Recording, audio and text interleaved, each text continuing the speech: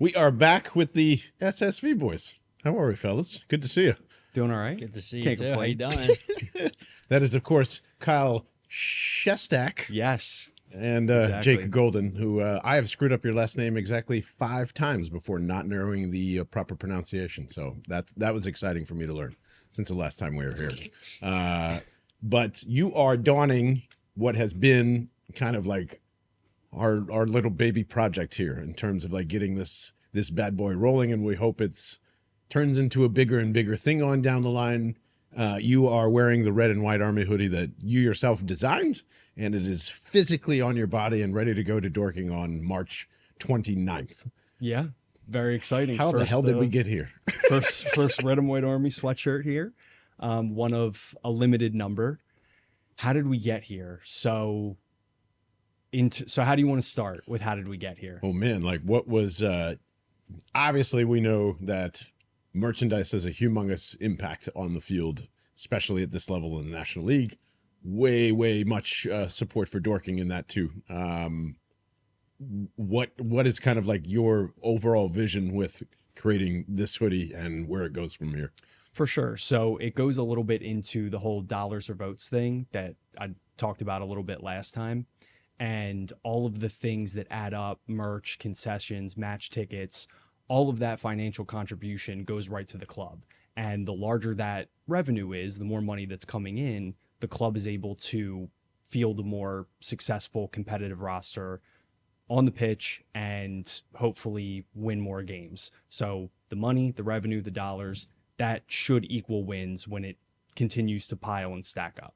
So with this specifically, it's multifaceted. One is, this is a way to show that through merch sales, which is very important. Everybody wants a piece of gear. Everybody wants to rep their club and their town or organization, whatever it may be. And, that merch can make that type of contribution, obviously through what is branded with the traditional Dorking Wanderers logo. That makes an impact, everything they sell from kits to training wear. But on another level, this is a little bit more involved. So for the Red and White Army specifically, this to me is something that can, one, foster a global community. When you think of Dorking, you think of their most passionate fans and supporters, and that's the Red and White Army. So the Red and White Army itself, to me, is that group of passionate fans that stands at the bank. That's the section where they are. They're standing the whole game. They're singing, chanting, nonstop, going crazy through everything within the match. And those hardcore ultras, those supporters, are the people that drive the club forward. They care the most. It's in their blood. It's love. It's love. It's passion. It's desire. It's loyalty. All of these great things boiled into this specific group of people. And those are the people that you talk to, that come up and have a conversation, that you get to know, that are a part of that family atmosphere within the club. So that to me is what I think of when I think of the Red and White Army. And we want to share the Red and White Army with the world. We want people from all over the globe to buy this and feel that same type of connection, knowing that when you make this type of purchase, you are making that financial contribution. So in theory, if 1 million people decided to buy this sweatshirt, that could skyrocket the club's financials and where they aspire to be. You look at what internet followings have done, GameStop on a Reddit page, VC firms lost a lot of money and GameStop stock skyrocketed because of that. The internet is a very, very powerful tool, and the outreach that we have access to right now is unprecedented, and it's never been like this before. Why not foster a community of global support behind the best club on the face of this planet and push them in that type of direction? When you buy this, you're a part of the Red and White Army. You're a part of the people that helped push them in that direction and took them to the next level. And then that's your skin in the game. You can show that support. You can rep this with pride and say, look at what we were all able to do because we bought a sweatshirt. And it seems simple, but it's so much more than that.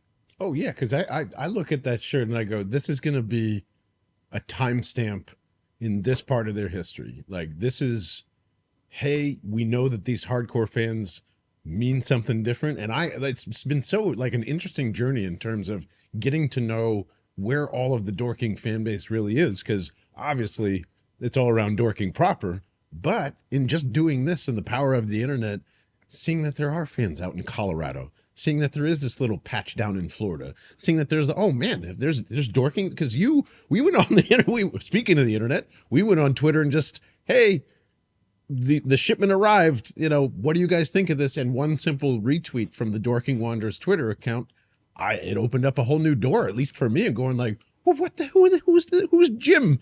Who's Jim that has been looking for Dorking Wanderers merchandise, and then all of a sudden, boom, it's there. So what I think you guys are about to do is do something monumental, to be honest with you. That's what I see when I look at that shirt.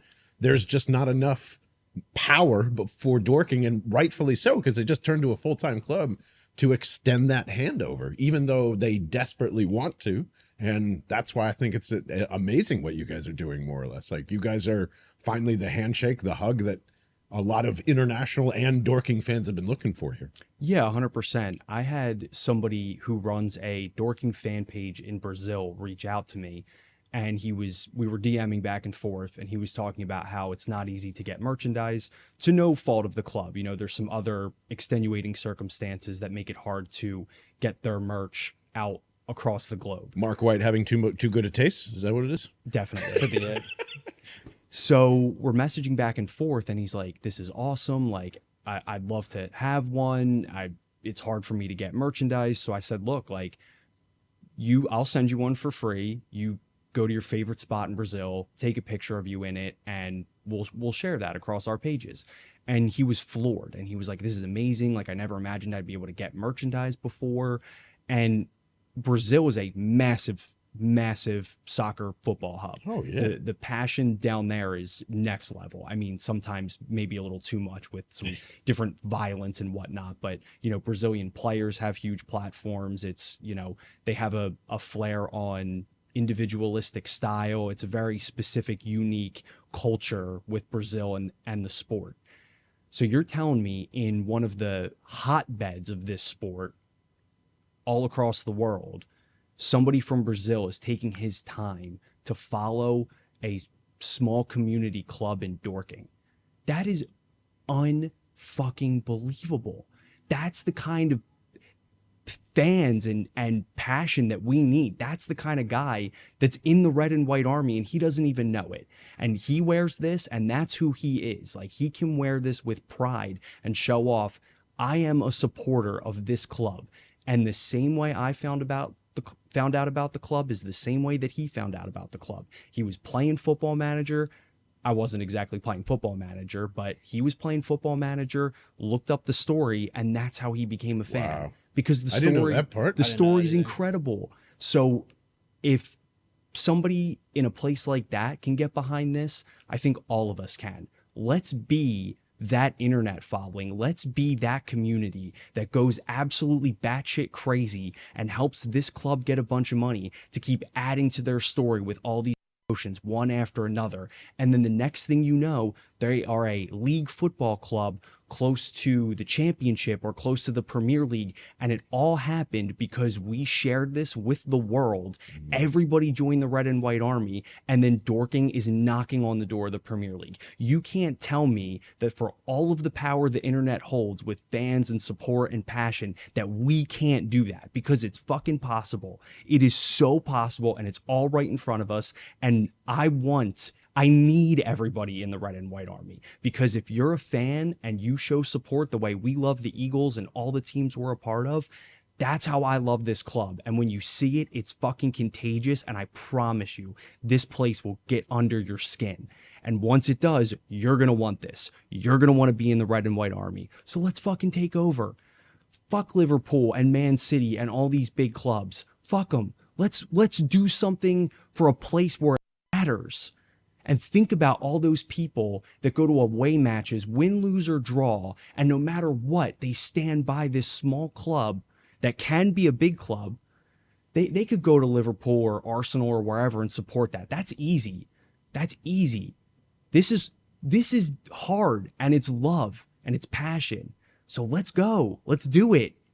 100%, man. And when I close my eyes and kind of just go, I see Toby from DWFC TV just kind of sitting in that pocket with that red and white Army jersey or hoodie or whatever it is, and being there for everybody. And if you don't know who that is, by the way, that is like, this kid has 2,700 subscribers or whatever it is on his YouTube channel. He is following along the Dorking Wanderers with every bated breath, and by the way, does a phenomenal job of doing it. He's very good. I am tuned into it. And to your point, like, I can't tell you how many times I've said to people, I am not a soccer fan. I'm like, I appreciate the sport. I respect the sport. I have never cared about a team until you told me about the Dorking Wanderers. The same as like if I'm going through the Football Manager and do my research, because I went from, okay, I see the tweets, I see the Instagram posts, I love what Mark White says, this is all great.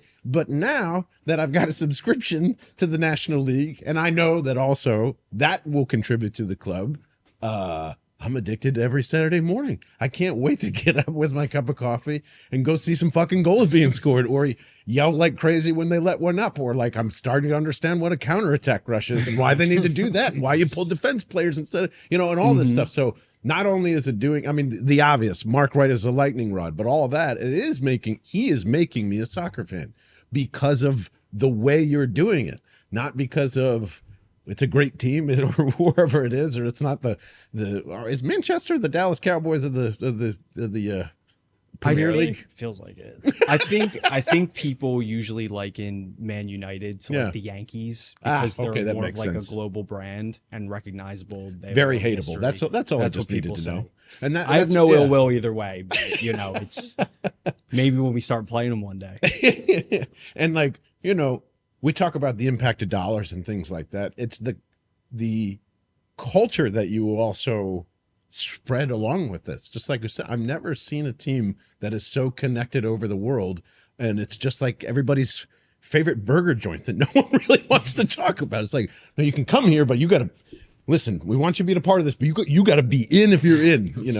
And it's it is. I don't want to say cult like. It's just fandom like. I don't know. It's the best sports thing to be a part of, if that makes sense. It really is. And cult like seems like an extreme example, but it's similar in the fact of the size of where their club is right now, where our club is right now. And it's weird to say that, isn't it? I'm still getting used to it. It's just, thinking about all those people. There's a huge supporter. His name's Terry Dunn. I talk to Terry all the time. Terry was the first person, he recognized me the first time I ever went to Dorking. I walked into a brewery, passed him. He walked back in as he was walking out and he said, "Are you Kyle?" I mean, just from like a tweet, right? Like the first time I'm there, I don't think anybody's going to recognize me. I don't think anybody's really recognized me since, which is no big deal. But this guy, Terry, recognized me the first time I walked into a bar in Dorking. Me and him get to talking, and he's just, former Liverpool supporter. He just loves the club and everything that it's about. They used to get a couple hundred people to see their home matches. Now they're getting a couple hundred people to go to their away matches on top of the 1,500 to 2,000 at the home matches. So when I see this badge and I put on this sweatshirt, I think of people like Terry, and I think of how no matter what, he's there standing at every match, supporting his club and his community. And it's so awesome. And the essence of that has been lost in how big some organizations have become. But the foundation of the sport was built on that. Community clubs for their town and their community. I know I keep saying community.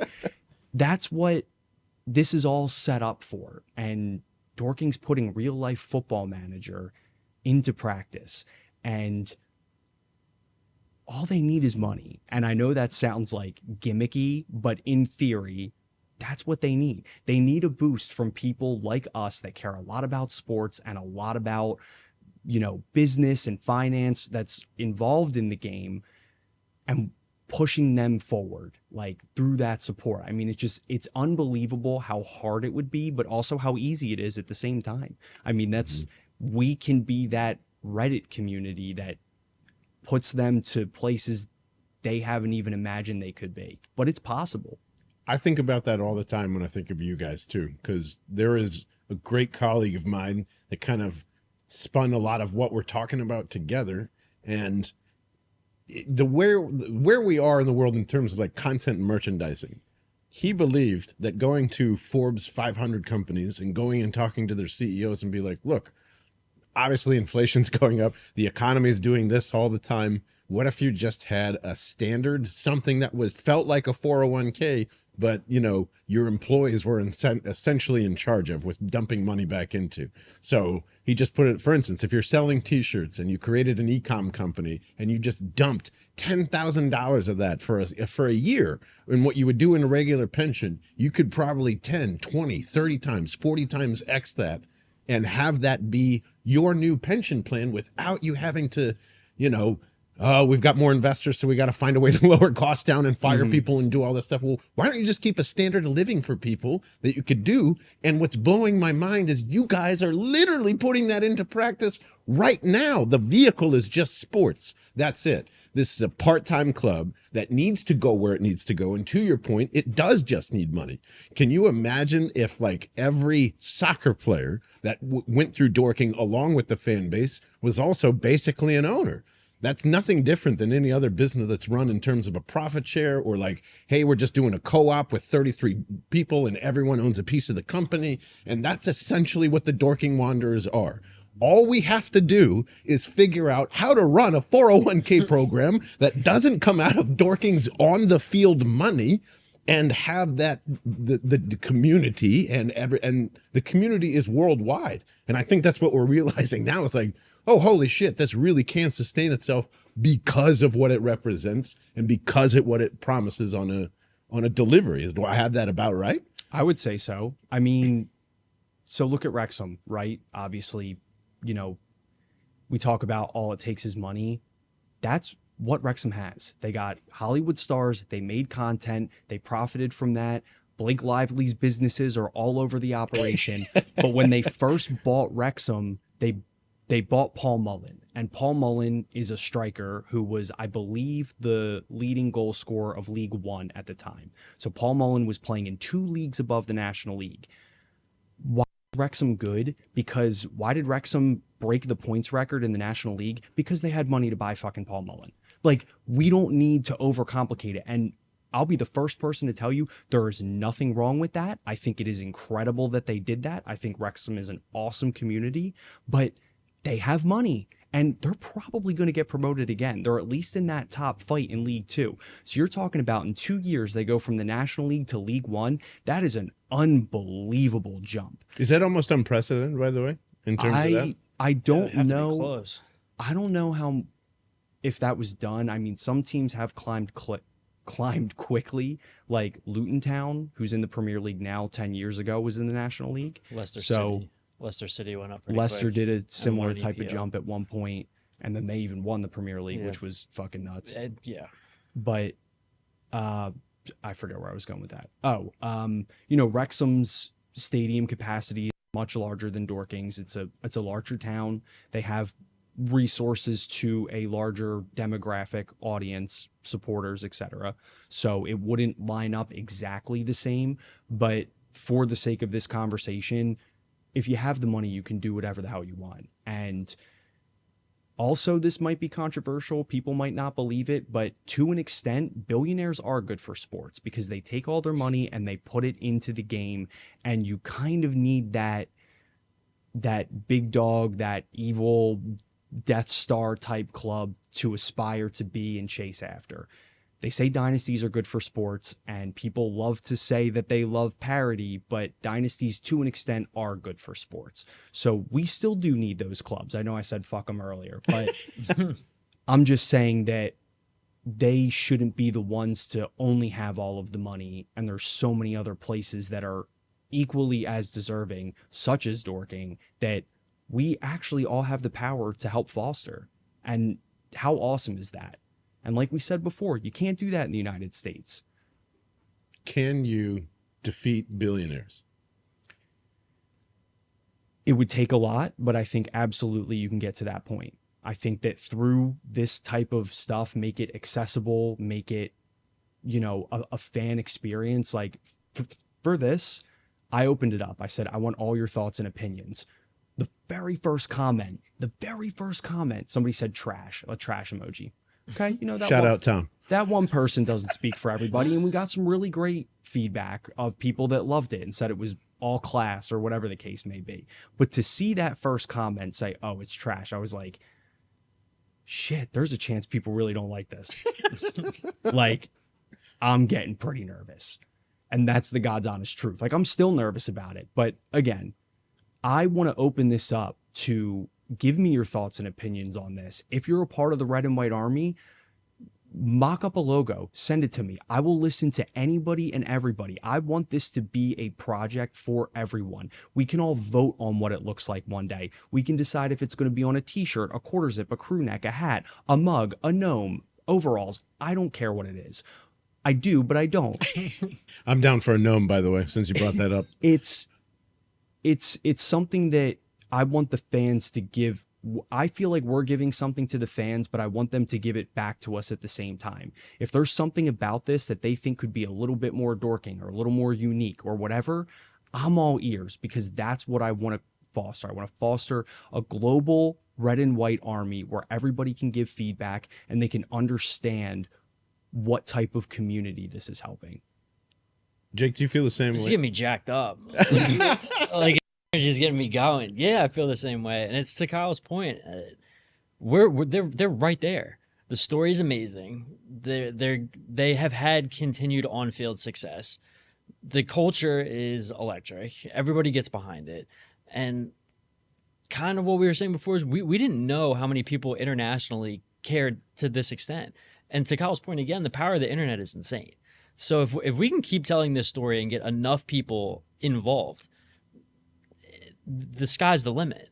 So to go back to your earlier question, can we beat billionaires? I think we're going to find out. So yeah, we're going to find out. That's the best answer to that. That's good. So I think that's kind of where we're at. And listening to him talk about it just gets me going. I'm jacked up. Well, I'll add to the optimism. I do think it's so possible. I don't think billionaires understand. They understand. Anybody can look at a profit and loss statement and go, yeah, let's do that. Hey, this radio station cluster is only $450 million that I can pay in debt. No problem. Like, that's fine. But can you beat a billionaire that has no good ideas? And I think you can.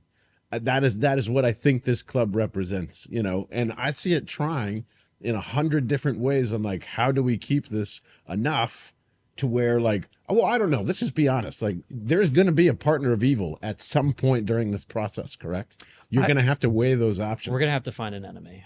There, at some point, probably, yeah. Honestly, just because, and the only reason I say that is because Dorking is a small market town. I think it's like 17,000 in Dorking specifically, not talking about their close proximity to London or, Surrey County or the Mole Valley in general, different, greater regions that they're a part of. I think that their outreach of their local area does go beyond the 17,000 that live in town, but it doesn't change the fact that there's 17,000 that live in town. And when they want to think about, not that they do, but if we're talking in terms of Premier League level football, like, there's going to have to be at some point a conversation on how do we change that operation.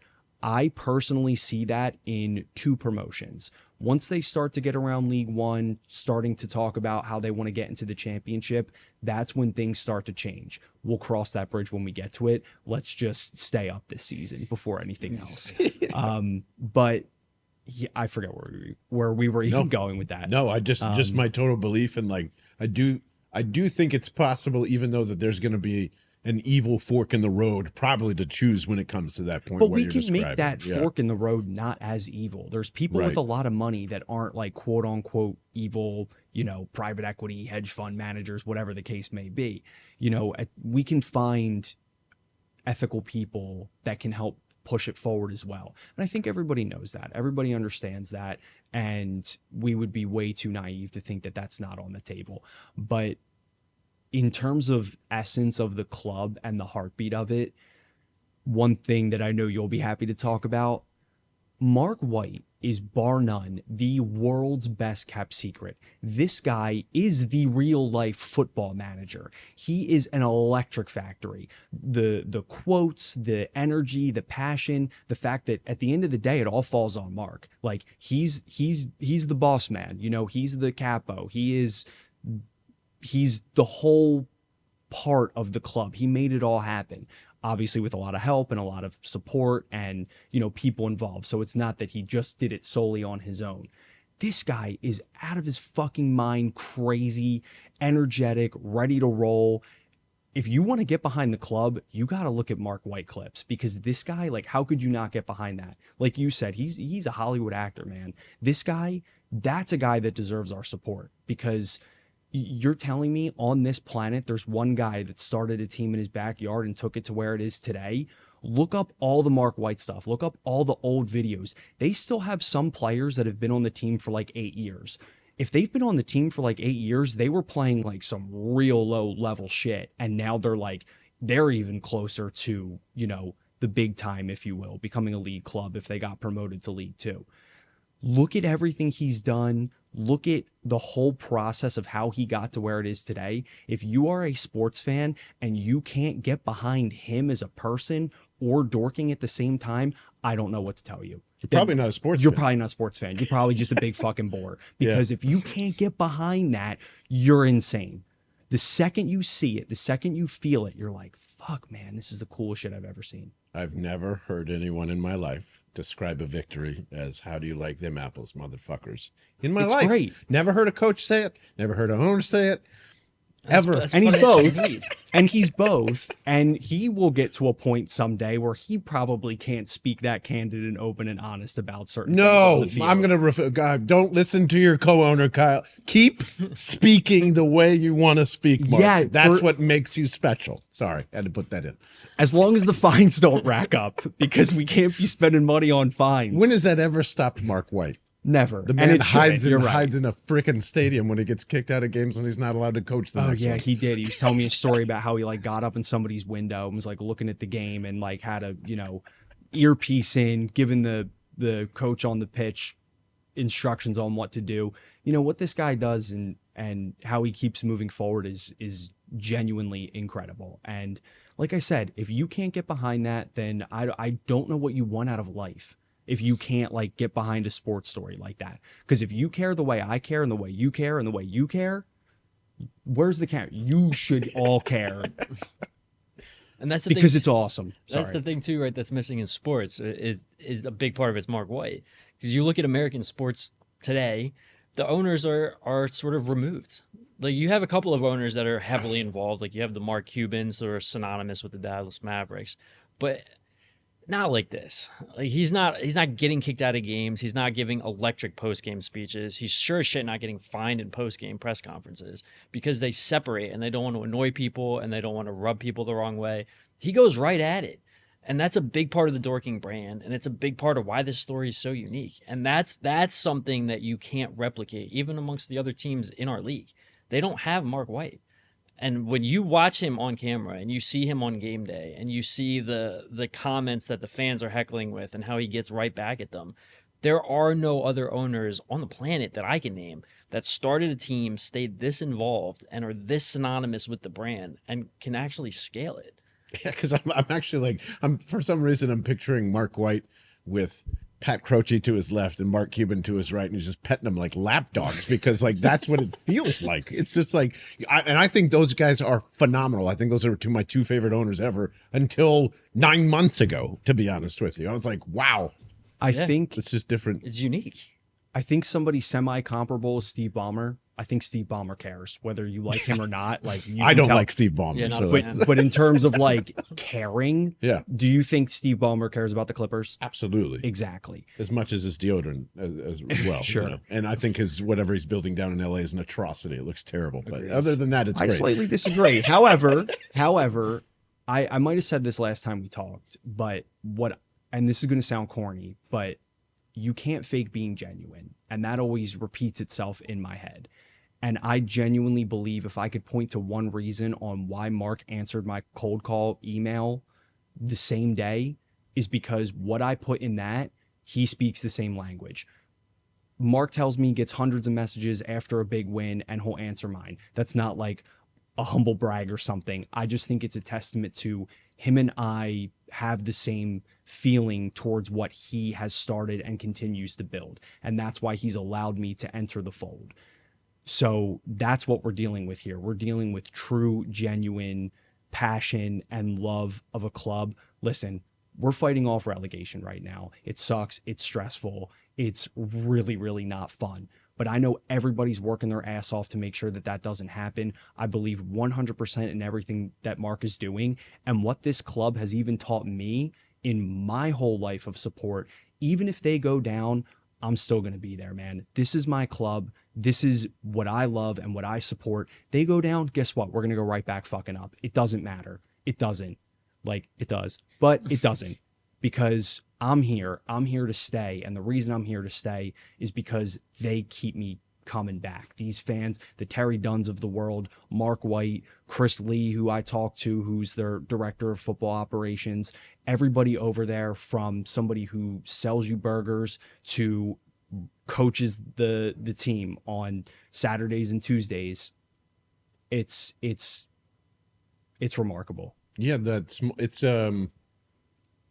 we keep talking about that small town feel, and that's basically how it's operated too. It's just like everyone knows what they've put in and out of this franchise, and like it comes through. And I don't. Okay, this might be weird too, because like this is my first time experiencing a relegation anything, and like for the longest time, there's always been a discussion in American sports on how to implement that, and it's just like, oh, the fans won't appreciate it, whatever. I'm hanging on the edge of my fucking seat. I've never felt this way about a losing season, and I would even go as far to say, like, it never feels like that in this type of system. Like, the Dorking Wanderers absolutely belong in the National League. There's no doubt about it. And what separates them from not being in this is like 6 points between 12 other teams that are all squished there and together. Like, it's just a really weird year. And at the same time, I'm not as vitriol as a Philadelphia Eagles season is ending, or a Sixers season is ending again, or, you know, like whatever it is, because like, I know I have to wait 6 months. Like, this is fighting off something that they deserve to be there. And I know they deserve to be there. And this isn't like, oh, they're the losers of the league. I love this.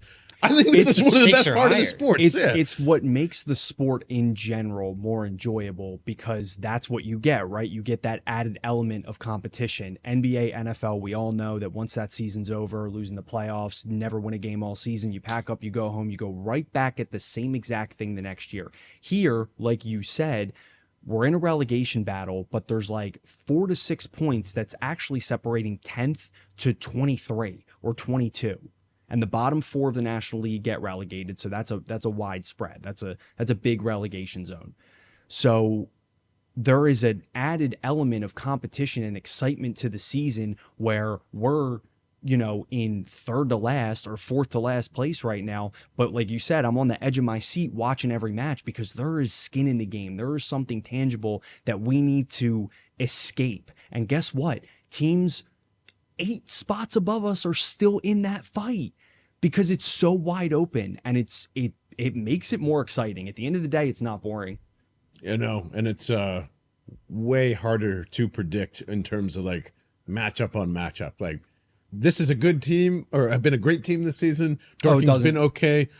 Dorking goes out and kicks their ass 4-1. Yep. This team's lost 5 in a row, so we're really feeling good about a win, even though it's away. Boom, Dorking gets their butt kicked, and you know, Mark is not shy about saying it either, which is like, yeah, the honesty, the genuineness, the whole fight towards up this ladder. I don't think there's any club on earth that could have turned me into a soccer fan other than this one. There isn't. And if a potential supporter needs further help in understanding it, picture your hometown, just your hometown. Not that like I'm from South Jersey, I'm Philadelphia area, like I'm picturing my hometown of Mount Laurel, New Jersey. So what if Mount Laurel, New Jersey had this small community team that had potential to play in the NFL? What would you feel growing up in your town respectively? What would you feel towards that club? Just think about that. And then think about how you can be a person that can help them achieve that feeling, but also yourself achieve that feeling. Because, I mean, nobody's going to call you a front runner. I'll tell you what, if you're walking around with one of these in 15 years and we're sitting in the Premier League, man, nobody can call you a front runner. Yeah, because you're not going to find that on eBay either, I doubt. No, So no, that's maybe for hundreds of thousands of dollars is a very unique vintage piece of sports apparel. Mark White, #1. There you go. Yeah, Signed. but it's just, I mean, everything that's possible, everything that makes it exciting. You know, fighting off relegation isn't fun, but, you know, I watch the Sixers lose in the second round of the playoffs every single season. Every year. Every year, and it's the same result. And as of this season, I've even taken a step back from my Sixers fanhood because I'm like, I can't get to the same spot every year and do it again. It takes the life out of me. And a lot of friends of mine have talked some shit to me, rightfully so for that. But also being a part of Dorking, if they can deal with potential relegation, any soccer fan over there, if they can all come back after relegation or be involved in that fight, man, that's love. That is just straight love, because nothing else keeps you coming back. Yeah, that's the thing too, right? Is as an American sports fan, I'm having a tough time too, because when the Sixers get bounced every year in the second round, when the Eagles go into the playoffs and get trounced by the Bucks, it's different, because we know it's like, all right, shit, that sucks. But now we're like, okay, when's the draft? What are we gonna do in free agency? What's the cap space? Everybody starts next year 0-0. We could still win a Super Bowl next year, that kind of thing. In this scenario, you lose, you're down. You drop the league. It'd be like if the Eagles lost to the Bucks and all of a sudden now we're playing in the Arena League. We're an indoor football team. We're the Philadelphia Soul now. Now everybody gives way more shits. Everyone gives more shits. So like the stakes are higher. There's more skin in the game. And you add in all these other factors, it's just more compelling. It's easier to get behind, because and to me, that's the problem in American sports right now. Is like, you talk about all these ingredients in the pie where you've got owners that are removed, you've got the saturation of the product, you've got the fact that there really half the time isn't much of there really isn't much of a punishment for losing. I mean, you've seen teams tank for the #1 pick in the NBA. You've seen people start to not give a fuck at the end of an NFL season because you're like, oh shit, we can get the best quarterback, or we're going to get this franchise left tackle. If Dorking does not continue to win games, they will drop. Changes their entire franchise. Everybody gives a shit Yeah. for the start to the end, and that's what's so unique. I saw a tweet today I think is very relevant for this conversation. It's just, I don't even know if I like sports anymore. I'm just in too deep. And that's how Can't get out. most Some American sports That's how fans I'm view starting to that, feel, right? yeah. Like, I'm just like, I like, why? There are sometimes like I even question some of the Eagles games I watch. I'm like, why am I doing this to myself? I did at the end of last You know, year. like, yeah, 100%. I'm sort of like, Yeah. I need to check out. Like, there has been no time during this Dorking season that I ever feel like I can check out for this one. You can't. You can't. Like with the Eagles, like I get what you're saying a little bit. I mean, it's tough to say because we just came off of a Super Bowl appearance, but Meh. some people do get to the point where they're just in too deep. Sometimes that's how I feel, but again, being involved with Dorking, that has completely shifted my mindset and made me remember what it feels like to be that huge, passionate supporter. You know, I have Eagles tattoos all over my body. I mean, I have two, but still in multiple different places in my body. Like that's Also how, too. yes, I feel that way towards the Birds, but like now I feel that way towards Dorking. Like, what can I do to help us stay up? Like now it's on the club, right? It's on the on-field performance because there's about 9 matches left on the season. But start next, stay up, go down, whatever. I'm always constantly 24/7 thinking about what can I do to help push this club forward. Do we need to raise money for myself to get a cockerel tattoo on my chest? Because I'll fucking do it. Wow. I'll go to Dorking and the fans can pick what it looks like and you can a bad pay idea. and tattoo a cockerel on me. not a bad I idea. will ink that shit on my body forever. I'll do whatever I need to do to help this team get to where they need to be because it's fun, it's exciting, and I need everybody on the ride with me. Wearing this, being a part of the Red and White Army, join the Red and White Army and get behind it. I'm just picturing Should all we of get a tattoo? all of Dorking just going, our owner's got a cock, our owner's got a cock tattooed on his back. And like, we could just do that every single, what? Now you got too many ideas racing in my head. We should do that every single year. We should raise money for the club, and all of the money goes directly to the club. And you got to save your back for about like, I don't know, 30 some odd tattoos and I just don't get know it if I'm ready. ready Yeah, it's for gonna a be a back long ride. piece, so maybe not anything. Okay, just the but chest, within fine. Sleeve. you get the point Yeah. I'm trying to make. And I that, tell you what, I will volunteer my back. How about that? There If- we go. If we need some cocks on people's backs, sign me up in terms of perfect way to put it, if it too. raises, I swear to God, put it out. Yeah. If you want me to get cocks tattooed on my back and it goes to raise money for the club, I will do it. see, If you need I'll do one. if you need the vehicle, I'll be the vehicle. I'm in. Why not? We all can do it. But right. that's, that's it all ties together. The bigger point of what I'm getting at is when you buy this piece of merchandise that will continue to grow and develop and be different and fun and engaging and exciting, when you purchase this, you're joining the Red and White Army with me. You're understanding what I'm telling you right now, and you want to get involved, you want to be a part of it, and you see the bigger picture and the long-term vision. And those are the supporters that I want with me. Those are the supporters that I need with me, because when you make this purchase, you are one of those people that are singing in the bank. Hold on, take that again. It's going on too much. I know exactly what you're trying to get to. Sure. You basically want them to be the Camelot of the Red and White Army. Sure. Yeah, right. So Yeah. just we'll hit that home real hard in terms of like when you buy a shirt, when you buy a hoodie, like you're a part of the decision making process moving forward, essentially. Sure.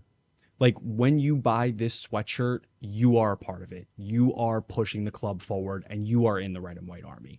And that's the kind of support that we want and need. Oh yeah, 100%. Along with like, just like you said, being a part of having a voice for where Yeah. it goes too. Like I think is exactly what we're all trying to develop here, which is fantastic. I have a brain fart. And what else didn't we cover about the sweatshirt? Anything? We pretty much got it, right? I think so, unless there's... I think we got all of it. Okay, cool. Then I'm gonna just kind of go into some inside baseball stuff and go from there. Let's do it. Related to that. Sure. Knowing where we all have to go, what do you guys see as like next steps, biggest challenges? We sell out of 100 of these hoodies or 1,000 of them or whatever it is. What do you think that is going to do for the club? What are the conversations you have with Mark after that? Where do you guys want this to go? So I'll backtrack just a little bit off that. This project is the first thing that I'm running with since my involvement in the club. And that's very important and special to me. It takes a while to integrate yourself with the operation. Whether I'm an owner of the club or not, it doesn't change the fact that I showed up within the past year and a half, and they've been at this for 25 seasons. And I never want to forget that. So I'm appreciative and honored that they're letting me implement something that I think will be beneficial. And a part of that, your question was, Where do you expect this in the second phase of it? so, we have the limited number of sweatshirts. I want to see how that does. And then we're going to go and do some more. And then we're going to take all of that feedback and we're going to see what else we can implement. And we're also going to see what other different sponsors and businesses want to be involved and how we can get creative from a content perspective on bringing them into the fold. And we're going to wrap all of this up, connect it, make it work together, and continue to push the club forward that way. Does that kind of answer your question? Oh yeah, absolutely. I wasn't even sure if there was something long term that like, man, it'd be real cool to make 100 more of these hats, or like, I would love the fans involved in this next thing of wherever it ends up doing. Essentially, that's what you want this community to be, right? Yeah, for sure. I want to do more Red and White Army merch, Red and White Army anything. I mean, it could be a custom soda. It could be, like I said before, a t-shirt, a sweatshirt, quarter zip, different design. We want to hear the supporters' opinions, and we want to push that forward. So now when you're involved with the club, you feel like you have a tangible say on something that we're doing. That's what I'm here for, because it's all the things that we want from our own organizations, like the Eagles. I love them. I'll buy the gear until I'm dead, but I don't have any tangible say or influence within the organization. I kind of want to open up that avenue to a reasonable extent and say, you can be a part of it and you can have your say on some stuff that we're doing. Hit me up, talk to me, reach out to me, and we'll take it from there. So that's longer term how I see this developing. You know what I think would be a cool idea? You guys tell me if this is stupid or not. If like, maybe it's just a season ticket package, but if the sweatshirts for the red and white army that came out every year were only a limited amount, and they were like 1,000 pounds or something, but it covered the entire year of tickets. It covered X amount of, the bar that's next door that they have a partnership with. And like people would, to your point, people would know, be like, yeah, this is, I am part of the reason of why we're doing better this year, or why there's butts in the seats, or I just feel I would do that. I would want to give you $1,000 for the sweatshirt and give the season tickets away to somebody in Dorking like that. Yeah, that would be awesome. That's exactly what I'm talking about. Maybe this becomes a part of the season ticket holder merchandise, and that's the way that when you're in Dorking, you kind of show your extra ultra, more in-depth support of the club that you care about. Yeah. Maybe it becomes, like I said, the season ticket holder item. Maybe it becomes a part of a red and white army package for internationals that want to stream games or get merch in different ways. All things that I've written down ad nauseum and thought about until I have headaches, because I think there's ways to get creative and do some unique stuff to tie this all together. It could be anything. I'm a very open-minded individual, and we can take this to so many different places, but we need the fans to support us so we can give it back to them. Yeah, I love that. I think, Jake, do you think that there's like a hope, a big intersection of just fans making calls at some point? I would love that. Yeah. I just think that would be so cool. What we want is fans to get involved. And when we got involved in Dorking, when Kyle Cole called and got involved, I mean, that's the whole thing, right? Is like, obviously it's a very cool team with an amazing story, but the big draw for me is getting fans involved. That's what's missing for me as a sports fan. I want to be more involved with my favorite teams. I want to have a direct impact. So long term, yes, I think anything that we can do to get fans involved directly in the team that they love is a win. And it also shows that we're doing things differently than the very oversaturated and kind of out of reach market that is professional sports. Anything we can do to break that third wall and get fans involved is a win for me. So, and out of curiosity, what are both of your perspectives on the rest of the National League and how it views Dorking? I kind of get the sense that Dorking's kind of the trendsetter in the league, outside of two fucking Hollywood stars buying up a team in the same division and hiking them up. But like, I don't know. They seem, because of their presence on places like Bunch of Amateurs, which is a fantastic YouTube channel if you haven't checked that out by now. I just feel like they are the star of the league, despite probably only being there for 25 years or whatever it's been since they've been created. Like, it's a weird dynamic almost. Yeah, so last season was their very first in the National League, so they're kind of these new kids on the block.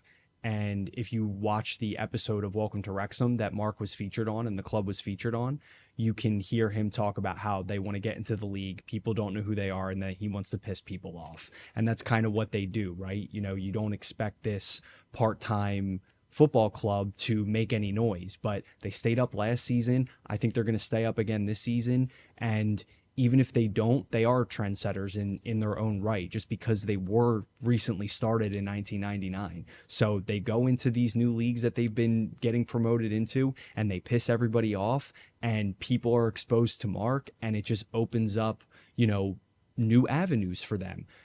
the National League is flush with interesting stories. Some clubs are fan owned. Some a club this season is on a 10-point deduction because of breaching financial rules. You know, there's been bad owners, there's been good owners, there's teams that, you know, Chesterfield's one of them. They're excellent. They're going to have a world of problems when they get into League Two because they don't have a clear ownership direction. And that's an issue. So while they're in line to potentially break the points record in the National League, they're going to be back to square one when they get into League Two.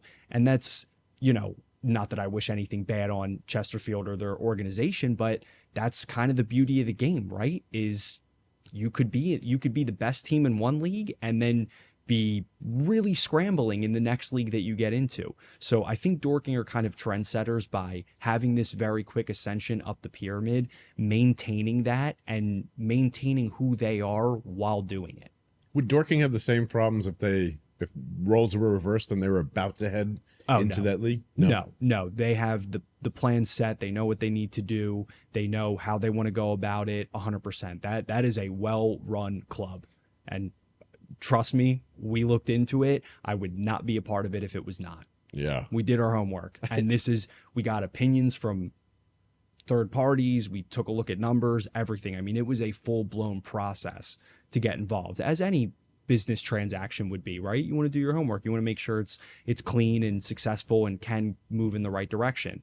Dorking would not have those problems if they were to be promoted. That's exceptional news. Yeah. I mean, they would have to figure stuff out because it's a big leap from step 5 to step 4, but outside of those problems that would exist for anybody in that situation, no, they wouldn't. Like, I don't think they wouldn't be fun. Crazy feeling then you're not wrong. Like, it's just, you ever have this feeling where you just want to give somebody everything you own when you don't have anything in your bank account?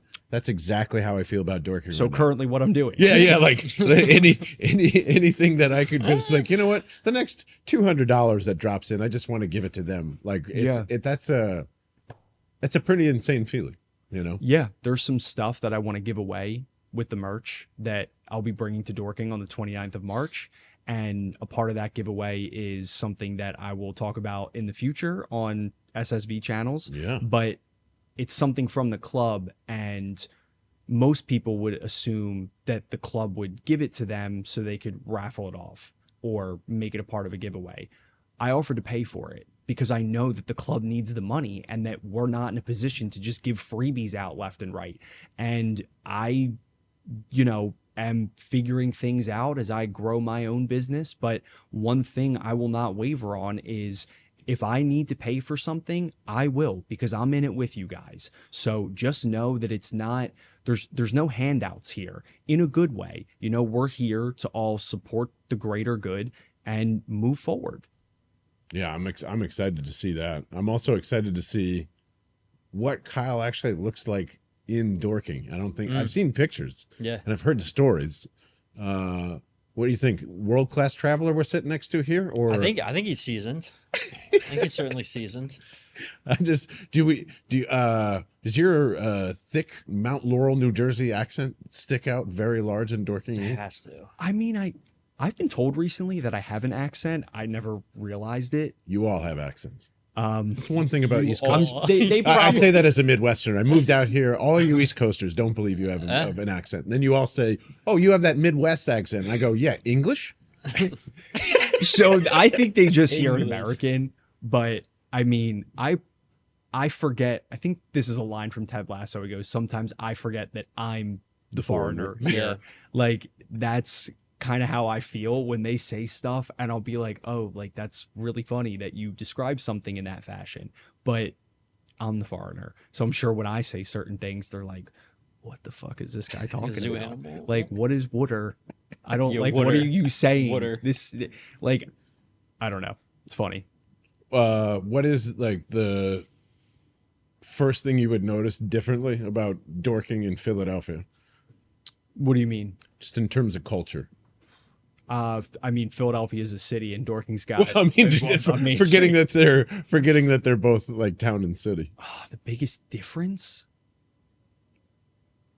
Like anything? Yeah, like what's the pubs, the game day or the match day experience? See, that's you can spot an American a mile away if they say game day. So Yeah. match day experience, you go to an Eagles game and it's a big spectacle, tailgates in the parking lot, and it's a sea of Eagle green. That is incredible. It's not quite like that there, but Meadowbank is in the middle of town. So everybody's congregating into town and they're meeting at this one central hub.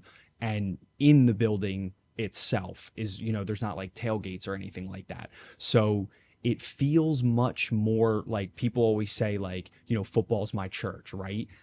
I get that. And it is for Eagle fans for sure. I'm not taking anything away from that. But at Meadowbank, like, that is motherfucking church. That is everybody going to the same spot, worshiping the club in their own right, and maybe leaving happy and maybe leaving upset. But like that is like a religion, and the sport as a whole to the whole country is a religion. But that's the big feeling I get. It's more amplified over there. When you put it into my head of like Dorking could be in the Premier League one day, and they have a 3,000 seater right now. And I obviously know you have to grow that to be at capacity for the rules and all that stuff. But at some point, I can't even wrap my head around, like, there's 60,000 people that are in a Dorking stadium that people from London are obviously going to be traveling to, and Spain and Barcelona and probably Brazil and all these other, like, right? That's essentially what the payoff is by the time we get to that point. I don't think as a market it could ever sustain 40,000, but we'll say that you can, and there's teams in the Premier League with this type of capacity, like 10 to 15,000 Wow. is kind of the wheelhouse. Like, that is really cool, actually. like Yeah. Luton, cool. I don't know what Luton sits at because they actually had a couple games rescheduled at the beginning of the season because they needed to meet stadium capacity to play in the Premier League. And this is all stuff that you have to have figured out before you get promoted. Like, we can't play in the playoffs unless we can prove that we can add capacity to the stadium. If we were in a playoff position, we're not. But like Bournemouth is a club in the Premier League. They have around 10,000 capacity, like 10, 12, 15, that kind of area. But if you ask me, I think that kind of atmosphere, fully sold out, like packed to the gills, that is so fucking awesome. Like, you don't need the commercial 50, 60,000 seater that Arsenal has to make it a passionate, energetic atmosphere. If we can find that sweet spot with the right capacity in the future, I mean, that's a home run. That would be electric. And the average fan is voltage. I remember I've been going to Eagles games since I was 4 years old. I was at the Vet all the way through the Link. I've seen horror stories at the Vet. I've seen people show up sober and leave with a felony. But going to games, I remember going when I was 12 years old. I went to a couple soccer games in London, sitting next to 5, 6-year-old kids flipping middle fingers at middle-aged men, saying things that I didn't even know a 6-year-old knew. Like, these fans are locked in. And when you talk about having even a couple thousand deep, like, it is electric. So even the idea of having 10, 15,000 of them all on the same page, like a hornet's nest. So like the energy there is insane, and it's tough to describe unless you've been there. Yeah. And again, Toby's the only one that can bring me there. If you're not Toby even- will get you there. Toby's great. awesome. Toby's He's awesome. getting there. Yeah. I mean that sincerely. Like, No, I'm he is. genuinely excited to watch his videos the next day, because that's the other part of like can you explain to me the broadcasting rules for all of England? Like, that is something I don't understand. You can't really see highlights over here until it's past a certain time in the country, and then you really can't see highlights until the Monday or Sunday after a match day, really. Right. Yeah, there's some different, in terms of like the highlights and why those rules are in place, that I'm not too sure of, but I do know that in England they have blackout rules. So if there's like a big Premier League match on within a certain time frame, they'll black it out. So you can't watch it on TV in England at all. When in the States, you can go onto Peacock and pick from any game that you want and watch any game whenever it's on. But the reason for that is they keep the blackout rules because they want to support people who can't get a ticket to the big games to go support their local clubs. So that's the point. That's the reason that kind of thing is set up. There's, rules in place to make sure that since there are so many clubs in so many different small communities, that if you couldn't get the big ticket, instead of sitting on your couch and watching that game, you should go support your local community club. I like that, actually. That makes It makes sense. It makes sense. It makes yeah. sense. I mean, I don't know when that was implemented, but I think it makes sense. I think it's pretty cool, and not every supporter is going to agree with that, but you know, you got to think there's cultural differences between the United States and England, and I think it's pretty cool. I think it's awesome that they're saying if you can't go to the big ticket match, go support your club, because they want people to watch it live. That's the point. It's the same reason why they protected Friday and Saturday nights from professional football for a long time. They wanted to protect high school and college. Exactly. So like it makes Yeah, sense. that's true. You know, like I still get now. There's no reason I get fucking frustrated by that rule a lot of the time too, when I really want to see what's going on and all that other stuff. But that's what kind of makes this even a little more charming. Like there is and I know this is going back because you guys will never experience this. But there was a time where I would actually look forward to getting the newspaper because I wouldn't know the results of the game, even when ESPN and SportsCenter was around. Like I enjoyed getting the early edition and seeing what the West Coast ended up, because no one would know what was going on in the late 80s and 90s, and you would just do that.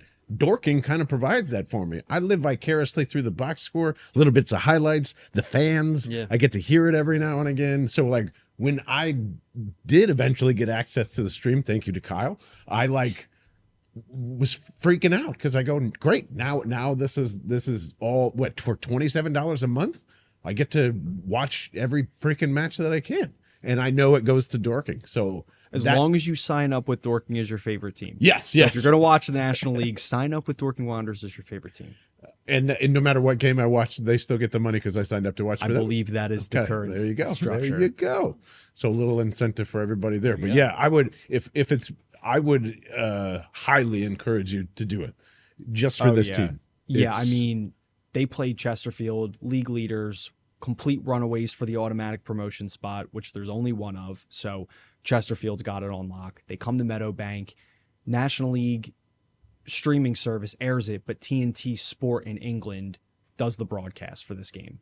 You know, different time slots. It was on at 7:30 in the morning, East Coast, but it's a TNT broadcast, like not TNT England, like legitimately it's TNT. Yes, TNT England, but you get what I'm saying. This game, the production behind it was amazing. They're interviewing Mark on the sideline. We fucking kicked their ass 4-1. Team's on fire. The bank is rocking. It's packed. People are going crazy. There's like 3,000 people there. Again, if you watch something like that and it doesn't get you going, I don't know what to tell you, because you're like, man, like I had chills. I was shaking during the game. I'm like this, like, oh my God. Like I had some friends texting me like, man, Dorking's killing it. I'm like, I don't even know what to say. My wife asked me how Dorking was doing, and I was like, I have to wait to tell you. I cannot speak upon this until that match is over. And it was amazing. It was amazing. So you want to see that? Tune into the National League TV. It's better than the fucking Union. I'll tell you that much. Had to get that in there. Yeah, it's just it is. I am not interested in the MLS as much as I try. Yeah, me either. For all of the flaws of the MLS, because there are many, the competitive product is good. Like that sounded awful. The competition in the MLS is strong. It's a lot more quality of a product than other people around the world would assume that it was. They just don't want to shipping in old European superstores. Not always. Like, yes, that's the driving force, but not always. Yeah, I don't know. It's too NBA-y in the fact that those old stars really do control the game. There's a lot to Yeah. Even when Beckham was around with the LA Galaxy, it was just like kind of one of like, the first ones. okay, fine, you guys can win that one. Now Messi's here, and it's just like, okay, Miami, they're fine. Yeah. You can have this one now, and They're everybody's gonna waiting for the next LeBron to fall off the tree and be like, yeah, I'll go retire with no taxes. Yeah, I'll go do that. And get a bowl. There isn't like the MLS is opening their doors to the rest of the world and going like, you know what, let's go to the TST tournament, just see if we can fucking get into that or anything like that. There's nothing to connect it to the world. They have many flaws, and they don't have respect on a global scale, and not that they even should. From a competitive standpoint, Sure, but I don't think they do enough from a infrastructure standpoint to really support growth of the game. You know, with the US Open Cup stuff, there's 8 clubs from the MLS competing in our domestic tournament. US Open Cup is the FA Cup, right? Like, you can qualify for other continental competitions through the US Open Cup. There's teams in Canada that are involved. It's a pretty interesting competition, and 8 MLS clubs are going to be in it. Like, that is just spitting in the face. If only 8 Premier League clubs participated in the FA Cup, people would fucking riot. People would the fan support would be so crazy to refute that they would have to change it. It's like when the Super League rears its ugly head around, and the fans get so upset about it that it doesn't happen because their fans have a lot of power. The power that I'm talking about with what we can do with the Red and White Army stuff. Like, that it would never fly in a million years in England, and that's why it's better over there. It also kind of leads me to, I actually think like SSV is hitting an interesting stride in terms of the Red and White Army is the focal point. It probably will be for a very long time. But the second huge pillar of that is trying to develop and find, how does this pipeline in America, which is very disjointed, how do we get that pipeline to start at least peeking over to England and to all these other programs? Because, like, I don't know if you guys have been paying attention to the news, but I'm a big fan of the NIL when it came in, and I'm a big fan of what it's doing right now, which is destroying the NCAA. And people probably have a lot of different opinions on that. I never thought those kids were amateur athletes to begin with, and why don't you just call it what you want to call it, which I think with the Dartmouth unionization, crossing fingers, that actually is the final pieces of backbreaking that it will take to go, you're like, you know what? There is no real big opportunity in the NCAA anymore. It's probably all going to get swallowed up in those 119 schools that were boasting all this bullshit are going to reduce to 50 or 49 or whatever it is. But the NCAA as a league, to me, is very much gone. And I think American sports have done an incredibly poor job of finding the American athlete that loves soccer, that could excel at it, and get them to where the cream of the crop is. Right? That's our biggest problem in this country. I think I'm one of the very few people in our country actually putting time, thought, and effort into how to fix exactly what you're talking about. And I'm unbelievably close to actually figuring it out. And that is a part of SSV and some bigger picture ideas that... Can we talk about any of that stuff? Yeah. So a driving force behind that is SSV holds equity in another asset, IDA. I talked about that a little bit on our previous interview. And IDA is catering to international students to come train in Sheffield and get a degree with the University of Sheffield for 3 years, because that's how long it takes to get a degree over there as opposed to 4 here. And Sheffield is like the place to be, right? Just so from my understanding. There's a lot of rich history of the game in Sheffield. I think that might be where it started. Don't quote me on that. But the University of Sheffield is very renowned. It's an excellent school. It's a very good educational institution, and IDA takes a ton of pride in that. If you look at anything on their website, their marketing materials, they really emphasize that it's a quality degree, which is important. But a part of IDA being involved, and it's not from solely going to IDA, and this is where the ideas come in and what I am kind of working on. So you don't get it solely from going to IDA, but I think through IDA, we can open up a lot of doors. And the doors that I think that we can open up is a lot about, do you want me to talk about the checklist? Oh, yeah, please. So in order to participate in any FA sanctioned event, essentially to be a part of a club in the English system, you need a governing body endorsement, or a GBE. And in order to obtain a GBE, and the GBE trumps any work visa, anything, trust me, I've done extensive research on it. In order to obtain a GBE, you need to have 15 points on the FA GBE checklist. How do you get those 15 points? They break the point system into different bands, and those bands are from your international playing perspective and your club playing perspective. On the club level, there's 6 bands. So band 1 is your top 6 leagues in the world: Premier League, Serie A, La Liga, etc. Band 3 is where the MLS is, and that's the MLS, maybe the Mexican Premier League, a few others. And then that goes all the way down to 6, which is any league not defined in bands 1 through 5. So you can't, as an American, go over and play for Dorking or any other club in England unless you have a GBE, which is essentially you're an auto pass if you're getting U.S. men's national team minutes. So that's how Pulisic's able to do it. Brendan Aronson was able to do it with Leeds, Weston McKennie, Serginho Dest, etc. Not that that was Premier League, but a couple bad examples here nor there. So international minutes give you an auto pass to enter the English system, or you have to be playing on a club that earns enough points based on your minutes, your, other things that factor into this list. So you can't go and play if you're in this of an undrafted or you spent time in the NCAA. You need to be an elite American national team player or play for a club that's going to add points to your checklist, which is essentially like, unless you're on the men's national team or within like the U23, U17, whatever, you can't go and play in England. And that's because post-Brexit, England wanted to protect their domestic talent, and they didn't want to just open up the borders to overrun their domestic players with internationals. To an extent, I can respect that.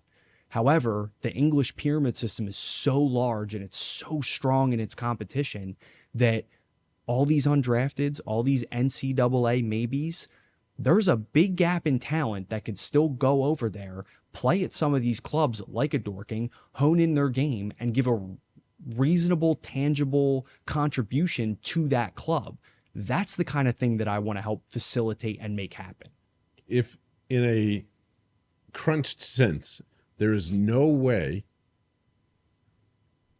that there could be any crossover from what you're describing, right? Like there's no way for the people that control the GBE scenario to go, you know what? If this academy in the United States now qualifies on part of that band where it's not the NCAA because we don't respect that for an easy reasons. It's the competition level would be a joke compared to that. But what's the second, like there's got to be a second rung from 0 to the national team in the United States to have some developmental something here. That's what I'm trying to find. You're telling me that they haven't, no one in England has thought of that? They don't need to. They don't need to. Yes, because, they do. Okay. Yes and no. Yes and no. I'll tell you why. Because the United States doesn't have any respect as a soccer nation.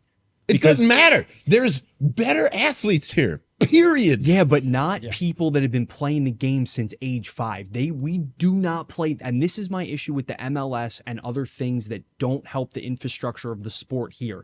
They are born playing that game over there, and they know it like the back of their fucking hand. What a bunch of shit! No, that is. No way. In my opinion, and you fight back on this, please. But like, I can take someone from Germany to understand the game of American football at 18 and make sure that they play against NFL players. If Jordan Mailata, who is an Australian rugby player, and obviously there's crossover there, can learn a sport in 3 years and be the best at it, I'm not expecting that same timeline. But if you took a kid at 17 just before it's about to hit peak, get him over there for 10 years, so at 27 he could play in the Premier League? Of course. No. Yes. It's way everything else is bullshit English politics. No, at that it's point. not. No way. You're playing the game with your fucking feet. You know how technically... Who cares? I'll tell you why. That NCAA kid's got to play against better talent, and that's the only way it's going to get better I will tell anyway. you exactly why. Because people that are superstars,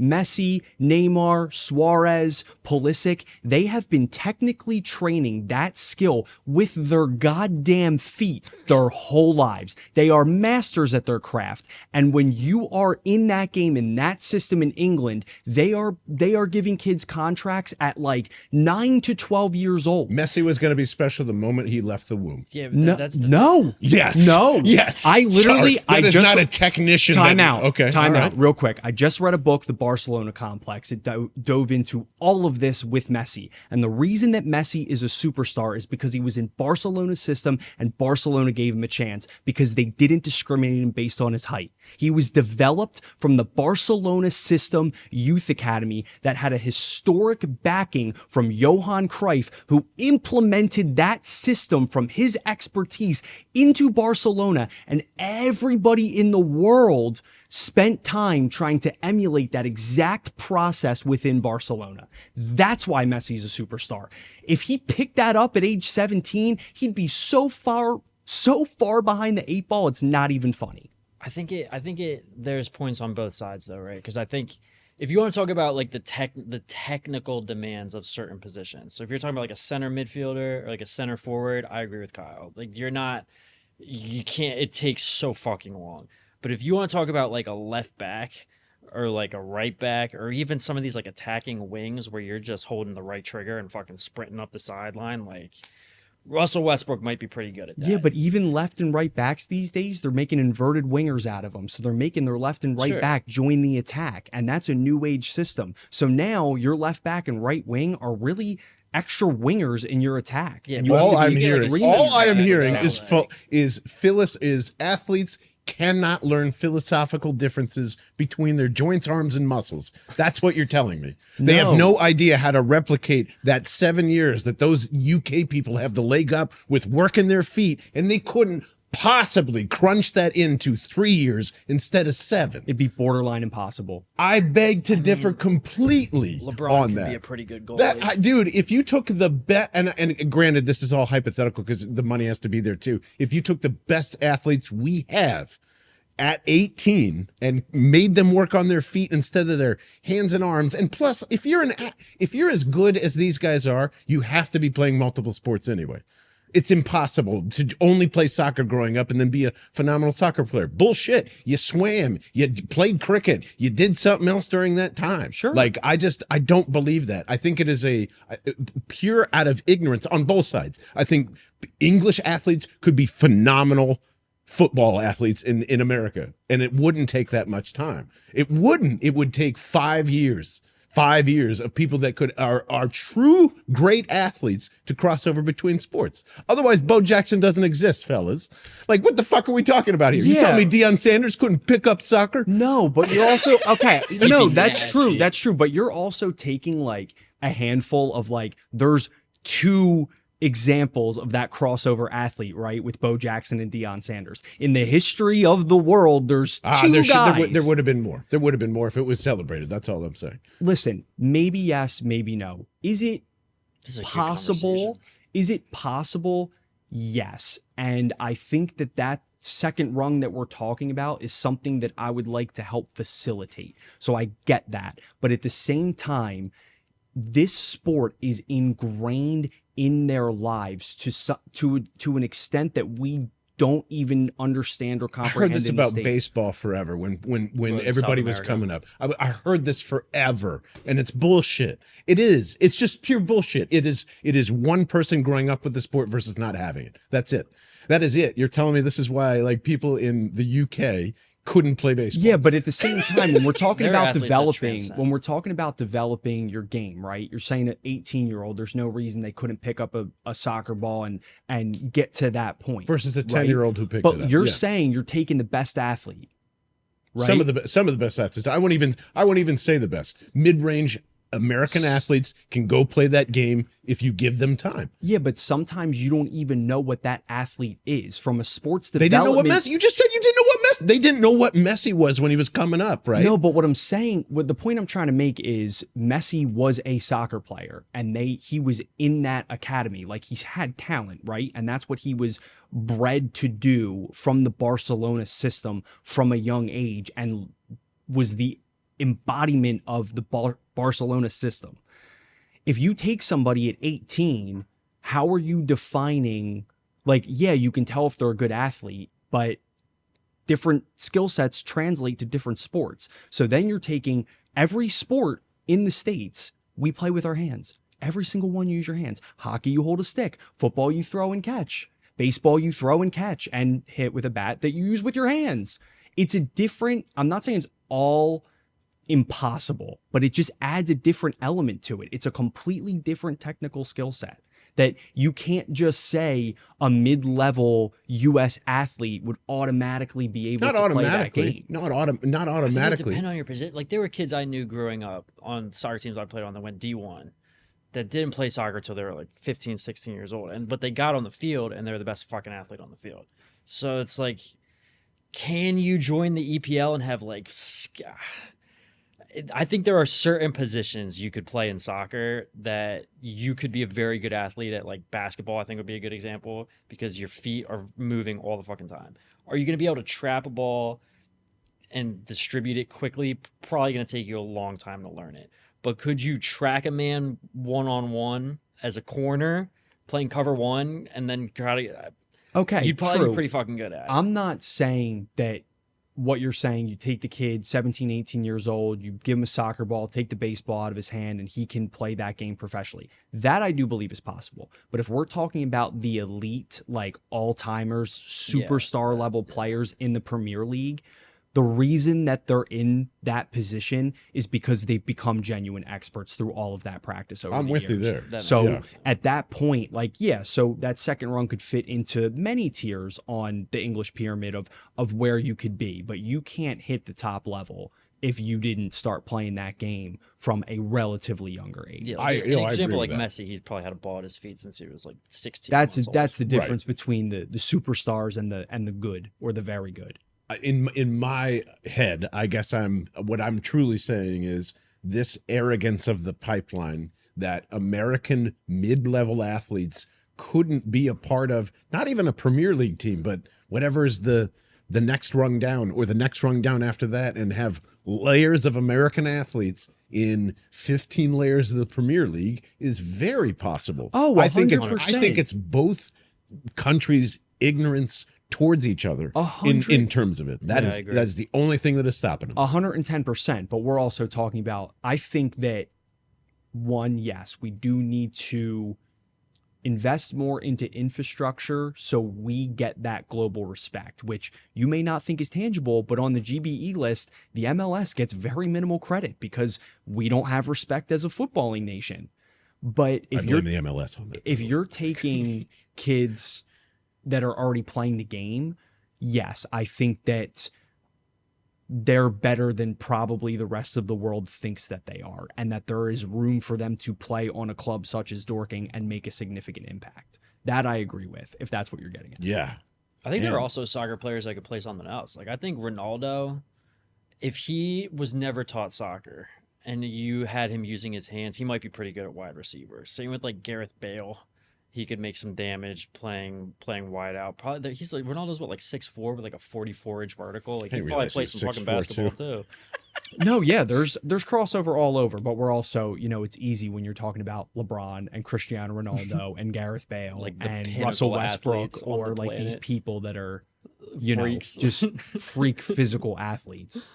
Yeah, I'm just excited to see how that kind of develops over time, because one, I know we talked about this a little bit from like your experiences from going through college ball, from like trying to understand where to go next. Like it's if you love soccer and there's no real way to go in America other than the MLS. What a snores fest.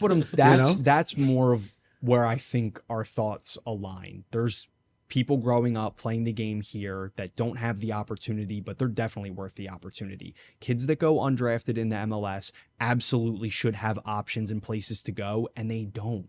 They just don't. And that's because the MLS process is shitty, and they have a draft for... We got to be the only country in the world that drafts these kids. We have to be. It's stupid. It's pointless. All drafts are pointless, to be honest with you. Agreed. I see the logic. I see the logic in what you're saying, 100%. But like I said, I think there's kids that don't go drafted in the MLS that are 20, 22 years old that maybe they need to just refine their game a little bit differently, or they just need some minutes somewhere, or whatever the case may be, but they absolutely could fit in these other leagues, but the leagues abroad close it off because we don't get the respect because of how little we've invested into this sport historically from a United States perspective is the point I'm getting at, if you see what I'm saying. I agree too. It's a good point too, is because like then those kids that you're talking about don't ever get that opportunity. Whereas in America, we've invested heavily in football, for example. So you'll see in the NFL all the time, like a Julian Edelman or a kid that goes to some like D1 AA, D2, even D3, like Hobart, like that kid that played like left guard, left tackle at Hobart, D3 school. He's starting for the Bucks because like you can, if you're in the wrong system or you didn't get the right looks coming out of high school or you weren't on the U.S. All-American team, football, you can find a way to get through those cracks like water. Like you'll find your way in and eventually you'll get that opportunity. With soccer, that doesn't fucking exist. So like if you're in that mid-pack, like, yeah, there's no infrastructure. Well, it's weird too, because I'm thinking about like, it's so funny. This there was a story that combined the Savannah Bananas again, and it was this guy that went, who was going through, didn't play a lot of high school ball, played some college ball, got drafted, COVID happened, things changed, and he kind of looked at it and goes, you know what? I'm just going to be a coach. And he was 24, and he decided to do that for 2 years, and he grew a massive social media following after that. So he got a tryout with the Savannah Bananas, and now he's back in Major League Baseball because of them. No like way. he tried out and was like 2 years off of the game, and it picked right back up again. Like now there are people that are probably going to get picked off from the Savannah Bananas to go back into the minor league system, right? So I feel crazy. like there's cracks everywhere in our own sports. Yeah. I can't imagine the cracks that are over there in terms of missing their own talent. You just said Messi might not even have been a thing if he didn't go through the right system. You've been too So small. like, it's all about opportunity. I think, yeah, you can summarize it in the fact that it's all about the opportunity, not all about the opportunity, but that's a driving the force. availability of The opportunity. availability of the opportunity. And that's what I would like to help foster, because if we can offer more opportunity or more avenues of a legitimate path to pro, not this dumbass path to pro marketing scheme that the MLS is running, something legitimate and tangible, if we can offer that to more youth players, we can actually begin to see who's getting into the right spots because of how good they are at the sport. And it's not about anything else. But yeah, it's about, Messi would have been Messi if he didn't end up in the right system. And how many cases of almost have-beens are there that we don't even know about just because they didn't get the shot? Like, that sucks, and that's not fair, and I'd love to change that. Man, I didn't think of this until right now, and I probably brought it up in conversation with you a few times. But right here in Philadelphia, I just feel I get all goosebumpy because there's like the Casa Soccer League. You guys are familiar with them at all? No. A little bit, yeah. Kind of describes like a little bit of like Last Chance U, like it is a mix of, yeah, I'm just here to play soccer, a little do mix of 6 or like 8-on-8. But then like it goes all the way up to like, no, I'm pretty serious. And it connects to like a semi-pro league if you want to take it that far. It's like tiny little English Premier League system within like Philadelphia, which is pretty cool. And I think even that, like, what if there was just some random 19-year-old Joe that ends up walking on that field to go back and have fun again and lands in your lap somehow? Like, to me, that would be almost on par, the same as telling the club story at the same time. Yeah, and there's the USL, right? The United Soccer League, and that goes down to the USL Championship, USL League 1, USL League 2. That I've done a lot of homework on, and it's very, very interesting because they're set up in places like that are a bit smaller in terms of where some MLS franchises are. Yeah, Detroit City, Pittsburgh, some places in North Carolina, like Charleston, actually. That's what I was thinking of. That pyramid system is set up in the United States, which exists, but nobody's paying attention to it. And there's talent there, but we need to figure out where that talent can go. What does playing in that league, what opportunity can that give you? Because right now it feels like none. And that sucks because the MLS isn't really supporting that league too much because they're the other teams that fill in the gaps of the US Open Cup.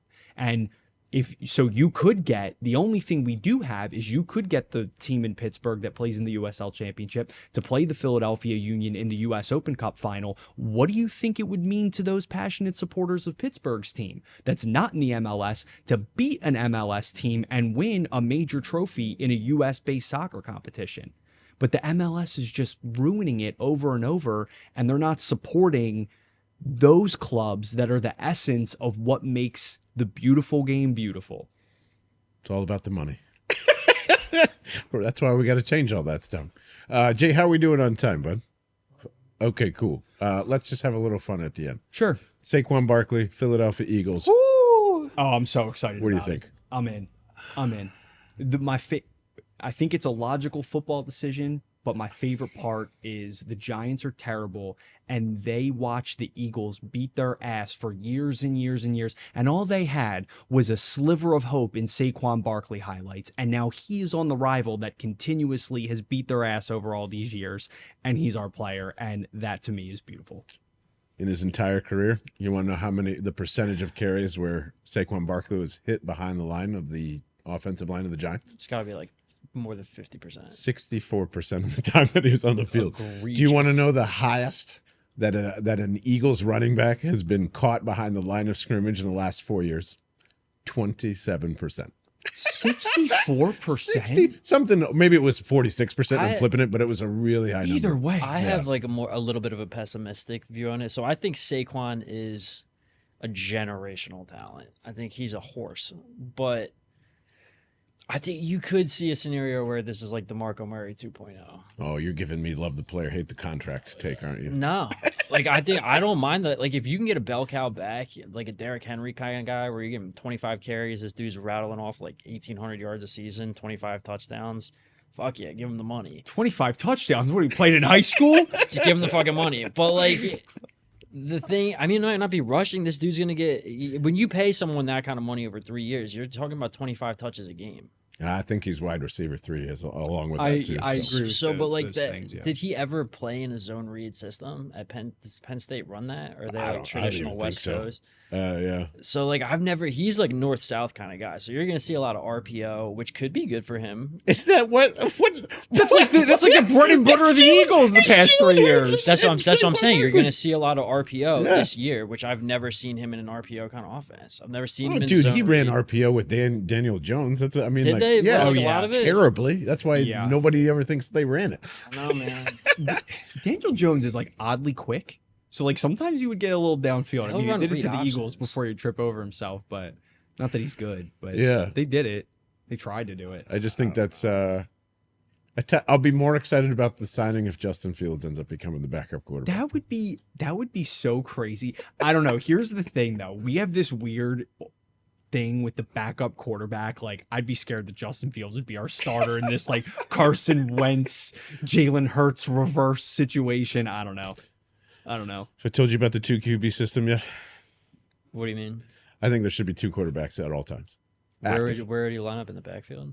Yeah, absolutely. Like a pistol? Shotgun pony, shotgun pistol, whatever it is. I think you should write like a small book on your thoughts on the 2 That's QB interesting. system and be like, I'm a genius. Like, what Like, would the I've benefit I've of it? used the NFL into a new era with this. What's the idea. benefit of it though? Well, you're running RPO. Okay. So like your first instinct is now it's Justin Fields' option. Is he gonna take you have it to have and 2 run? mobile quarterbacks then, right? Exactly. Justin Fields and Jalen Hurts. Justin Fields is pretty goddamn mobile. So Okay. like 2 guys could throw it. So, like, if you're handing off to Justin Fields and now it's Saquon leading, Justin Fields in on the run, and now you've got to pause again and be like, well, is he going to run with Saquon, or is he going to throw to Saquon, or is he going to throw downfield to AJ or Devontae or whatever it is? And this is the not only do you do it for that purpose, but literally you need 2 starting quarterbacks in the league now. Yeah.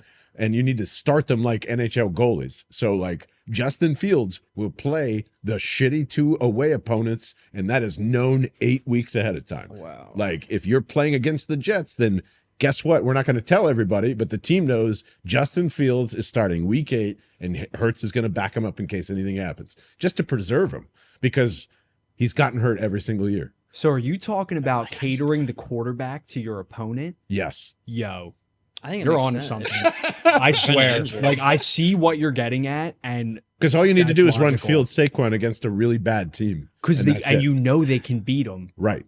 easy. I just Easy. don't know what the benefit. I don't know what the benefit. I agree The that there's a NFL's not ready for massive that. benefit. No, It's they're not. crazy, They're not but at I'm all. in. I'm in. I like For it. the same reasons that like it's just you're switching up pitchers. Like, No, oh, it's going to be Hurts. It's going to be Hurts. It's going to be Hurts. Like which game, because Yeah. now he's not going to get fucking hurt, and you're going to win the game anyway. And also because it could technically get them off balance if you don't know which one. So like, Well, so now Hurts still plays, but at I see it 113 from like a snaps instead, starting, or like but like what's 20 I snaps don't instead see of the 60. benefit of having two quarterbacks in the backfield. because a running back is way more valuable when they can throw. That's essentially what pretty like so sound. instead of having 22 personnel out there, you just remove. more valuable. It's true. It's just true. How would you set up your defense if you were worried about two different guys being able to throw the ball in multiple different areas of the field? Why does it even matter? Because they're still throwing it from the same area. no, because No. even take it out of the different position. Now you flank out Justin Fields where AJ Brown and Devontae Smith is in a bunch formation, Okay, right? so then I just throw. So the now screen it's and then quick he yucks bubble it deep. screen. Now what do you do? But that play's existed forever, though. Where you just No, it throw hasn't. Not What to do you its mean? second quarterback. Julian Edelman played quarterback in college. That's a right? throwback. I'm saying a bubble screen. Oh, quick, zink, boom to Justin Fields. You got to go, oh, whoa, instead of like, okay, I'm a wide receiver that's taking across and throwing across the field and doing like that. And Terrell also Pryor. that play, once Julian Edelman gets the ball, the play is for him to throw it. The play Right, isn't for right. him to read that defense and say, I'm going to throw this or I might run it. When you Like get when home, you do that trick play, you know Julian Edelman's Yes. going to throw that ball, even if it deceives the defense. But if Justin Fields gets that ball, he might might take run. off and run yeah, there's as much as he might pass. I want you to do me a favor tonight. When you go home, I want you to look up Montana State.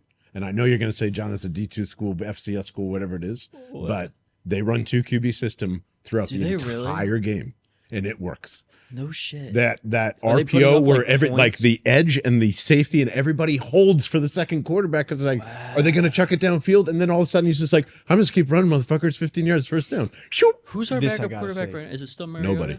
We don't have one? Mariota's out. It was a 1-year deal.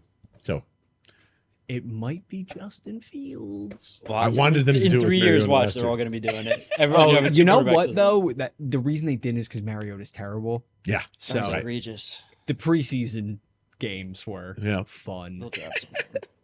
And that has been another day at SSV at the Philly Podcast. Looks into the camera. Perfect. Thanks, Jay. I appreciate it. Thank man. you.